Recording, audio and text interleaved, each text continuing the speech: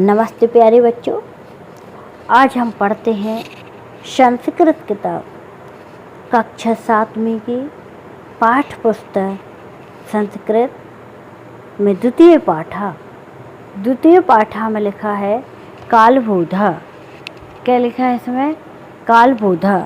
तो इसमें अपन लोग देखेंगे कालबोधा में आज है द्वितीय पाठा कालबोधा। तो काल मतलब समय, बोध मतलब ज्ञान। तो हम समय का ज्ञान करने आज जा रहे हैं। तो इसमें हम आज सीखेंगे संस्कृत में सप्ताह के दिन, महीने के दिन और ऋतुएं कितनी होती हैं, ऋतुएं। और अपन लोग इसमें देखेंगे जो संस्कृत में हिंदी के महीने होते हैं उसके लिए। ठीक है, तो अपन लोग अब इसमें कालबोधा मतलब समय का ज्ञान। शिष्यः महोदय रात्रि दिवसयो विभाजनम कथम भवति। फिर से देखेंगे, महोदय रात्रि दिवसयो विभाजनम कथम भवति। तो अपन इसके पढ़ने के साथ साथ अर्थ भी देखते जाएंगे तो अच्छा रहेगा।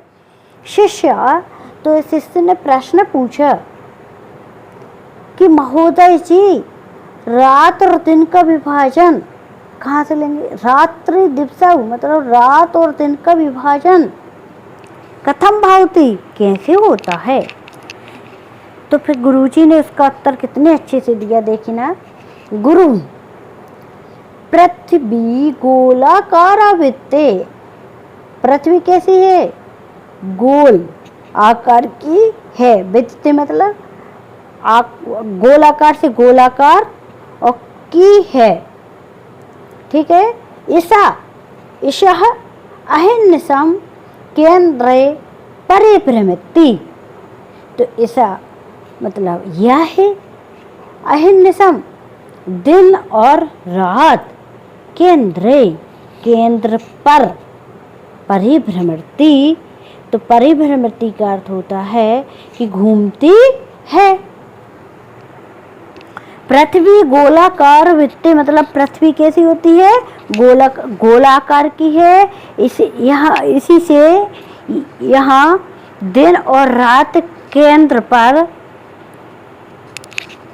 यहाँ से देखेंगे बेटा, अहिर्निशं केंद्र परिभ्रमति, यहाँ पर दिन और रात केंद्र पर घूमती है। जो पृथ्वी गोलाकार की होती है वह दिन रात अपने केंद्र पर घूमती है। इदा अस्यः यह भागः सूर्यस्य सम्मुखे भवति। यह भागः मतलब यहाँ मतलब जब, इसका भाग मतलब इसका जो भाग, ऐसा ले लेंगे अपने यहाँ से, इसका जो भाग सूर्य से, सूर्य के, क्या ले लेंगे? सूर्य के सम्मुखे मतलब सामने होता है। सूर्य के सामने जो भाग होता है, तत्र सूर्यस्य किरणः पतन्ति तदा दिनं जायते। तो अपन वहाँ पर सूर्य की किरणें पड़ती हैं तो वहाँ दिन होता है। आ गए बच्चों समझ में? फिर से देख लें इसकी लाने का अर्थ। यहाँ से देखेंगे कि यह भाग सूर्य सम्मुखे भवति। तो जो भाग सूर्य के सामने होता है, तत्र वहाँ सूर्य की किरणें पतंती मतलब गिरती हैं, तदा तब दिनम दिन जायते होता है। इस्मन् भागे किरणः न पतन्ति तत्र अंधकारा भवति। तो जहाँ पर या जिस भाग में किरणें नहीं गिरती हैं वहाँ अंधकार होता है और रात्रि कहते हैं। उसके लिए हम क्या कहते हैं, या अपन के लिए वहाँ क्या समझना चाहिए? रात्रि हो जाती है। बहुत सरल अर्थ है कि जहाँ सूर्य की किरणें पड़ेंगी जिसके सम्मुख पड़ेंगी वहाँ दिन हो जाएगा, और जिसके सामने नहीं पड़ेंगी वहाँ अंधकार हो जाएगा और अंधेरा हो जाएगा, तो रात्रि हो जाएगी। ठीक है। सूर्य सूर्य प्रातः पूर्वस्यम दिशि उदते। तो बच्चों सूर्य सुबह, प्रातः मतलब सुबह है ना, सूर्य सुबह इस पूर्वस्तम दिशे उदती। तो इसमें बता रहे हैं कि सूर्य प्रातः काल पूर्व दिशा में उदित होता है। सूर्य प्रातः काल पूर्व दिशा में उदित होता है और शाम चाका और शाम को स्वयं पश्चिम दिशे अस्ति गच्छते, और शाम को पश्चिम दिशा में अस्त हो जाता है या छिप जाता है। शाम के समय वह पश्चिम दिशा में छिप जाता है। एवं सूर्यस्य उदयानंतरम दिनस्य अस्तानंतरम च रात्रि।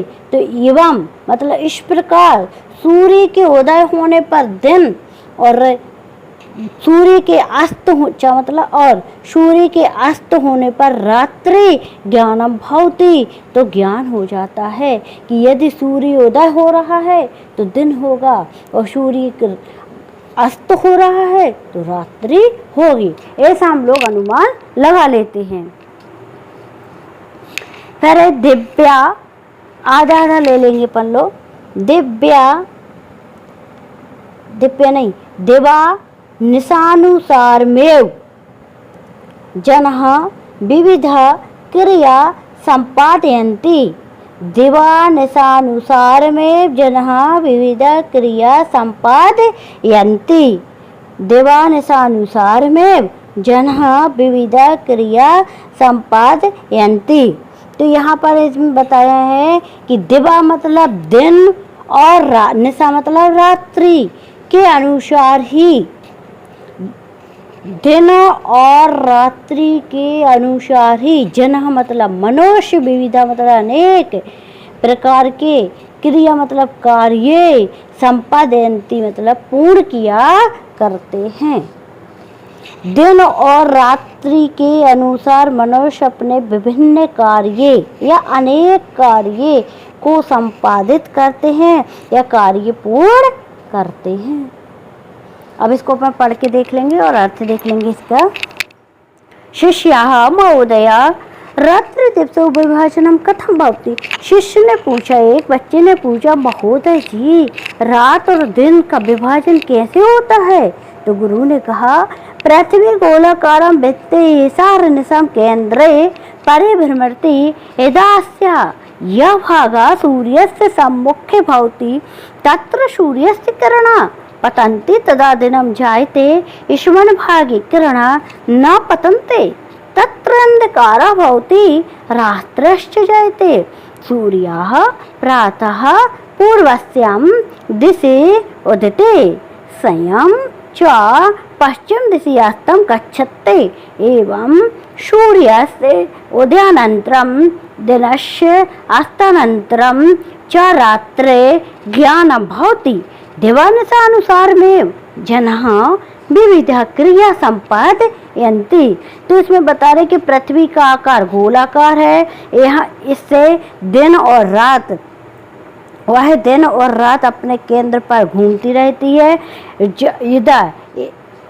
जहाँ पर सूर्य की यहाँ से लेके इदा इससे या भागा सूर्य से, तो जहाँ पर जिस भाग में सूर्य की किरणें पड़ती हैं या सूर्य से सम्मुख भावती, तो सूर्य की जिसके सम्मुख होता है वहाँ पर सूर्य की किरणें पड़ती हैं वहाँ दिन होता है, और जहाँ जिस भाग में किरणें नहीं पड़ती हैं वहाँ अंधकार होता है और रात्रि हो जाती है। सूर्य प्रातः पूर्व दिशा में उदित होता है और शाम को पश्चिम दिशा में अस्त हो जाता है। इसी प्रकार सूर्य के उदय होने से दिन और अस्त होने पर रात्रि का ज्ञान होता है, और दिन रात के अनुसार ही मनुष्य अनेक प्रकार के कार्य करते हैं। अब अनेक प्रकार के कार्य पूर्ण करते हैं। आ गया बच्चों समझ में अपन के लिए। अब अपन यहाँ आगे और देखेंगे इसको। शिष्य, अब फिर दूसरे शिष्य मतलब दूसरे छात्र मैंने प्रश्न पूछा, सप्ताहे कते दिनानि भवन्ति। दूसरा शिष्य पूछ रहा है कि महोदय जी, गुरु जी, सप्ताह में कितने दिन होते हैं? तो गुरु जी कहते हैं, सप्ताहे सप्त दिनानि, सप्ताह में 7 दिन होते हैं। तेषां नामानि, उनके नाम इस प्रकार हैं, रविवासरः, सोमवासरः, मंगलवासरः, बुधवासरः, गुरुवासरः, शुक्रवासरः, शनिवासरः, चैती। इसके लिए अपन चेती नहीं पढ़ के चैती निकलता है, तो चा मतलब और इति मतलब होते हैं। तो सप्ताह में 7 दिन होते हैं जिनके नाम इस प्रकार हैं, रविवार, सोमवार, मंगलवार, बुधवार, गुरुवार, शुक्रवार, शनिवार और शनिवार। ठीक है बच्चों। अब दूसरी शिष्या ने भी प्रश्न कहा, उसने भी पूछा कि वर्षे कति मासाः भवन्ति। ध्यान से देखना क्या पूछ रही है। वर्षे कते मासः भवन्ति। तो वर्ष मतलब वर्ष में, कति मतलब कितने, मासा मतलब महीने, भवन्ति मतलब होते हैं। तो एक वर्ष में कितने महीने होते हैं, इसका जी आ जाएगा।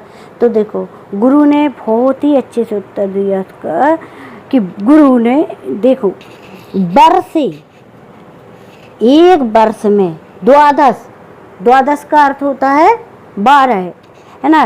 तो इसके लिए अपन गिनती भी अपन पढ़ेंगे। संस्कृत में 1 से 100 तक गिनती आती है, वो भी अपन देखेंगे।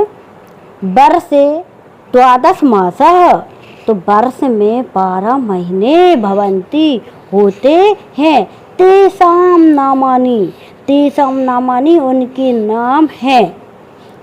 कौन कौन से हैं? चैत्र, पहले संस्कृत देख लो। चैत्रः, वैशाखः, ज्येष्ठः, आषाढः, श्रवणः, भाद्रपदः, अश्विनः, कार्तिकः, मार्गशीर्षः, पौषः, माघः, फागुन, चैती।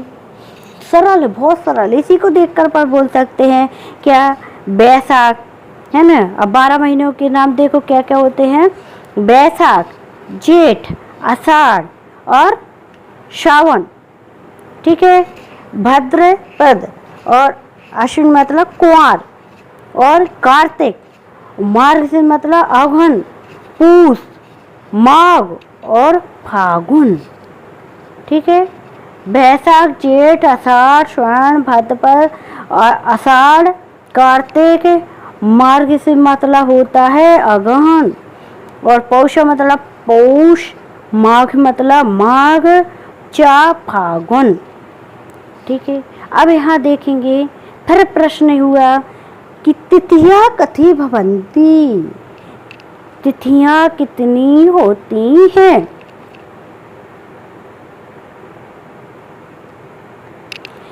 शिष्या तिथियां कथी भवन्ति, तो तिथियां कितनी होती हैं। गुरु, प्रतिपक्षम तिथियां 5-10 भवन्ति। प्रतिपक्षम बिंदी है ना इसके ऊपर, तो अपन और इसके लिए पढ़ेंगे प्रतिपक्षम तिथियां 5-10 भवन्ति। ठीक है। तो इसमें देख रहे हैं कि प्रत्येक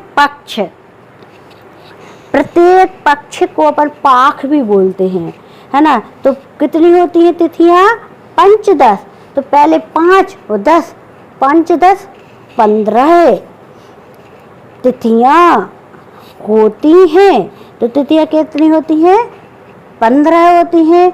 जैसे इसको संस्कृत देखेंगे अपन, प्रतिपदा, द्वितीया, तृतीया, चतुर्थी, पंचमी, षष्ठी, सप्तमी, अष्टमी, नवमी, दशमी, एकादशी, द्वादशी, त्रयोदशी, चतुर्दशी, पूर्णिमा, अमावस्या हुआ। ठीक है, बहुत सरल है, पढ़ते भी बन जाएगा। तो इसमें यहीं से अपन देखेंगे कि कितनी तिथियां बताई हैं, 15 तिथियां कितनी बताई हैं, 15 है। तो उनके नाम अपन देखेंगे कि इस प्रकार से उनके नाम होते हैं। उनके नाम देखेंगे अपन, कौन कौन से नाम होते हैं। तो देखना, प्रतिपदा, तो प्रतिपदा को अपन पड़वा भी बोलते हैं। द्वितीया मतलब दोष, तृतीया तीज, चतुर्थी चौथ, पंचमी तो पंचमी ही बोल सकते इसके लिए। तो षष्ठी, छठ, सप्तमी 7 है, अष्टमी 8 है, नवमी को नौमी बोलते हैं, नवमी, और दशमी, फिर एकादशी, एकादशी को अपन लोग 11 भी बोलते हैं। फिर द्वादशी, त्रयोदशी, त्रयोदशी को क्या बोलते हैं, 13, और चतुर्दशी को 14, और पूर्णिमा को पूर्णमासी या पूर्णो, और अमावस्या अथवा या अमावस्या या पूर्णिमा या अमावस्या होती है। ठीक है, एक होता है, या तो पूर्णिमा होगी या अमावस्या होगी। अब है मासे 2 पक्षौ भवता शुक्ल पक्ष कृष्ण पक्ष चैते शुक्ल पक्षे पूर्णिमा कृष्ण पक्षे च अमावस्यां भवति शुक्ल पक्षे चंद्रः क्रमशः वर्धते पूर्णिमासां स पूर्णतां प्राप्नोति स पंचदशवी। क्या आ जाएगा यहाँ पर, पंचदशवी कलाभि पूर्णः भवति कृष्ण पक्षे च क्रमशः क्षयं प्राप्नोति प्रतिदिनं तस्य एककलक्षेते अमावस्यायां सह पूर्ण रूपेण लुप्ता भवति। अब देखो तिथियां कितनी होती हैं, 15 है। तो पक्ष कितने बताए हैं, तो अब पक्ष के बारे में बता रहा है कि एक महीने में, ध्यान से देखना बच्चे, एक साल में 12 महीने होते हैं। तो एक महीने में 2 पक्ष, मतलब 2 पक्ष भवता, भवता मतलब होता है होते हैं। एक महीने में 2 पक्ष होते हैं, शुक्ल पक्ष और 4 से यहाँ ले लेंगे, और कृष्ण पक्ष। तो शुक्ल पक्ष पूर्णिमा, तो जब शुक्ल पक्ष में क्या होती है, पूर्णिमा, जब शुक्ल पक्ष होगा तो पूर्णिमा होगी 4, और कृष्ण पक्ष में अमावस्या होती है। शुक्ल पक्ष में चंद्रमा क्रमशः क्या करता है, धीरे धीरे बढ़ता है, धीरे धीरे बढ़ता है। तो उसे पूर्णमासी को वह पूर्णता को प्राप्त कर लेता है, पूर्णमासी को वह पूर्णता को प्राप्त कर लेता है। सा वह पंचदशा भी, मतलब 15, पंचदशा भी से ले लेंगे 15 कलाओं को भी, 15 कलाओं से भी पूर्ण भवति पूर्ण होता है। कितनी कलाओं से, 15 कलाओं से पूर्ण होता है। कृष्ण पक्ष चक्र में से 6 प्राप्नोति, और कृष्ण पक्ष में क्रमशः घटता जाता है, धीरे धीरे क्या होता है, घटता जाता है। तो क्या करता है, या क्षय होता जाता है। तो प्रतिदिनम, प्रत्येक दिनम मतलब दिन, प्रत्येक दिन तस्य उसकी एक कला क्या होती है, एक कला छेते छीड़ हो जाती है। अमावस्यायाम अमावस्या को सा वह पूर्ण रूपेण लुप्ता भवति पूर्ण रूप से, लुप्त मतलब छिप जाता है। आ गया जी समझ में। अब अपन ने यहाँ पक्ष भी पढ़ लिए, महीने भी पढ़ लिए, और तिथियाँ भी पढ़ ली हैं। अब अपन देखेंगे, इसमें लिखा है शिष्यः वर्षे कति ऋतवा भवन्ति। अब वर्ष में ऋतुएं कितनी होती हैं जी, आ गए समझ में। इसमें बता रहे हैं कि पक्ष 2 होते हैं, शुक्ल पक्ष और कृष्ण पक्ष। शुक्ल पक्ष में होती है। कृष्ण पक्ष का अमावस्या कहते हैं। शुक्ल पक्ष में चंद्रमा क्रमशः बढ़ता है और तो पूर्णिमा को पूर्णता को प्राप्त कर लेता है। उसकी 15 कला भी होती है, 15 कलाओं को पूर्ण कर लेता है। और कृष्ण पक्ष में धीरे धीरे कम होते जाते हैं। प्रतिदिन प्रत्येक दिन एक कला कम होती है और अमावस्या को वह पूर्ण रूप से लुप्त मतलब छुप जाती है। तो वर्षे कति ऋतवा भवन्ति, वर्ष में ऋतुएं कितनी होती हैं? तो ये अब गुरु ने बताया है। देखो ऋतुएं कितनी होती है? वैसे 6 होती हैं और महीने कितने होते हैं? 12। तो 2 महीनों में एक ऋतु होती है, 2 महीनों में बटी हुई है। तो वह कितनी होती है? ये एक ऋतु होती है। तो चैत वैशाख्यो वसंतः, 2 महीने में एक ऋतु देखना अपन के लिए, ध्यान से देखना इसको। तो इसमें देखना है चैत, नाम तो सीधे दिख रहे हैं। चैत और बैसाख को क्या कौन सी ऋतु होती है? चैत और बैसाख में बसंत ऋतु। ज्येष्ठाषाढ़यो हो, ज्येष्ठ और आषाढ़ में ग्रीष्म, तो ग्रीष्म ऋतु। श्रवण और भाद्रपद में वर्षा ऋतु। आश्विन और कार्तिक में शरद ऋतु। मार्ग मतलब होता है, मार्गशीर्ष मतलब होता है अगहन और पूस में हेमंत ऋतु। माघ और फागुन में शिशिर ऋतु। एवं मतलब इस प्रकार 6 ऋतवः भवन्ति, 6 ऋतुएं होती हैं। हे शिष्य एकादशतः विंशति पर्यंतम संख्यम गणय। तो शिष्य से अब गुरुजी कह रहे हैं कि 11 से 20 तक की संख्या लिखो या गिनो। गण्य मतलब गिनो। तो एक से नहीं, देखो यहाँ एकादशतः विंशति पर्यंत षट संख्यम गणय। तो 11, 1 मतलब होता है 11 से, विंशति मतलब होता है 20 तक की संख्या गिनो। अब ये समझ में आ गया, इसके लिए पढ़ के देख लेते अपन। चैत वैशाख एक बार फिर से देख लेंगे। चैत वैशाख में बसंत, जेठ आषाढ़ में ग्रीष्म, श्रवण भाद्र में वर्षा, आश्विन कार्तिक में शरद, अगहन पूस में हेमंत, माघ फागुन में शिशिर। इस प्रकार 6 ऋतुएं होती हैं। और आप क्या करना है? 11 से 20 तक की संख्या गिनो। तो अब से सब 11 से कितने तक की संख्या गिन रहे हैं? 20 तक की संख्याओं को गिन रहे हैं। तो वहाँ पर अपन देखेंगे उनकी गिनती क्या है।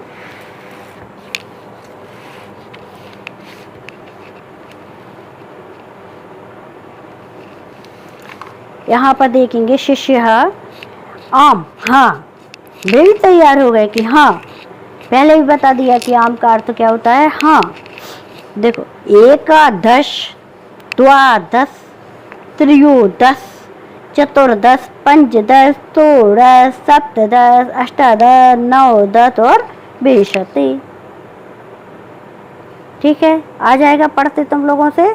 देखो एकादश, द्वादश, त्रयोदश, चतुर्दश, पंचदश, षोडश, सप्तदश, अष्टादश, नवदश, विंशति। तो एकादश 11 है, द्वादश 12 है, त्रयोदश 13 है, चतुर्दश 14 है, पंचदश 15 है, षोडश 16 है, सप्तदश 17 है, अष्टादश 18 है, नवदश 19, विंशति 20। अब गुरुजी ने क्या कहा? साधु वश, मतलब साधु के यहाँ पर अर्थ अपन लेंगे कि बहुत अच्छा बच्चों, सम्यक युक्तम, ठीक बताया है। तो यहाँ तक अपन ने अर्थ देख लिया। इस शब्द अर्थ लिख लेना। इसका अर्थ, इसको एक बार अपने किताब के लिए यहाँ ऐसा रखते जाना है और इसके लिए पढ़ते जाना है। एक बार फिर से हम संस्कृत पढ़ के बता देती हूँ, जहाँ पर नहीं बने तो पूछ लेना और समझ में नहीं आया तो पूछ लेना उसके लिए। इसके लिए अपन देखेंगे, संस्कृत में पढ़ के देखेंगे और अर्थ भी बहुत सरल है, बन जाएगा सभी से। तो आप यहाँ से देखेंगे शिष्यः,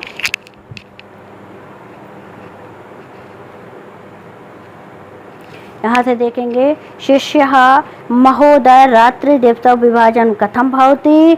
गुरु पृथ्वी गोलाकारे विदिता एषा सम केंद्र परिभ्रमति यदा यह्वागा सूर्यस्य सम्मुखे भवति तत्र सूर्यस्य किरणाः पतन्ति तदा दिनं जायते समनुभागि किरणाः न पतन्ति तत्र अंधकारः भवति रात्र्यश्च जायते सूर्यः प्रातः पूर्वस्तं दिशि उदिति सायं च पश्चिम दिशि अस्तं गच्छति एवं सूर्यस्य उदयानन्तरं दिनस्य अस्तानन्तरं च रात्रिज्ञानं भवति। दिवानिशानुसारमेव जनाः विविध क्रिया सम्पादयन्ति। शिष्यः सप्ताहे कति दिनानि भवन्ति। गुरु सप्ताहे 7 दिनानि भवन्ति। तेषां नामानि तु रविवासरा, सोमवासरा, मंगलवारवासरा, बुधवासरा, गुरुवासरा, शुक्रवासरा, शनिवासरा च इति। शिष्य वर्षे कति मासाः भवन्ति। गुरु वर्षे 12 मासाः भवन्ति। तेषां नामानि तु चैत्र वैशाख जेठ आषाढ़ श्रवण भाद्रपद अश्विनी कार्तिक मार्गशीर्ष पौष माघ फागुन चैती। बन जाएगा, इतनी जल्दी जल्दी पढ़ रहा है, समझ में आ रहा। चलो, शिष्य तिथिः कति भवन्ति। गुरु प्रतिपक्षं तिथिः 15 भवन्ति यथा प्रतिपदा द्वितीया तृतीया चतुर्थी पंचमी षष्ठी सप्तमी अष्टमी नवमी दशमी एकादशी द्वादशी त्रयोदशी चतुर्दशी पूर्णिमा अमावस्या वा। मासे तौ पक्षौ भवता शुक्लपक्ष कृष्णपक्ष च इति। शुक्लपक्षे पूर्णिमा कृष्णपक्षे च अमावस्या भवति। शुक्लपक्षे चंद्रः क्रमशः वर्धते पूर्णिमासां सा पूर्णतं प्राप्नोति च। पंचदशाभिः कलाभिः पूर्णा भवति। कृष्णपक्षे च क्रमशः क्षयं प्राप्नोति प्रतिदिनं तस्य एका कला क्षीयते। अमावस्यायां सा पूर्णरूपेण लुप्ता भवति। शिष्यः वर्षे कति ऋतवः भवन्ति। गुरु चैत वैशाख्यो वसंतः जेठ आषाढ़ो ग्रीष्मः श्रवण भाद्रपदो वर्षा अश्विन कार्तिक शरद मार्गशीर्ष पोषयो हेमंत माघ फागुनयो शिशिर एवं षड ऋतवः भवन्ति। शिष्य 11 पर्यन्तं संख्या गण्यः।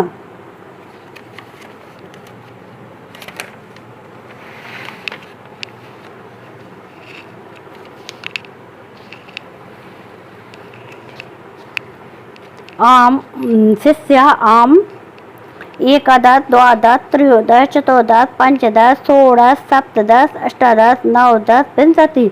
गुरु साधु वस सम्यक युक्तम।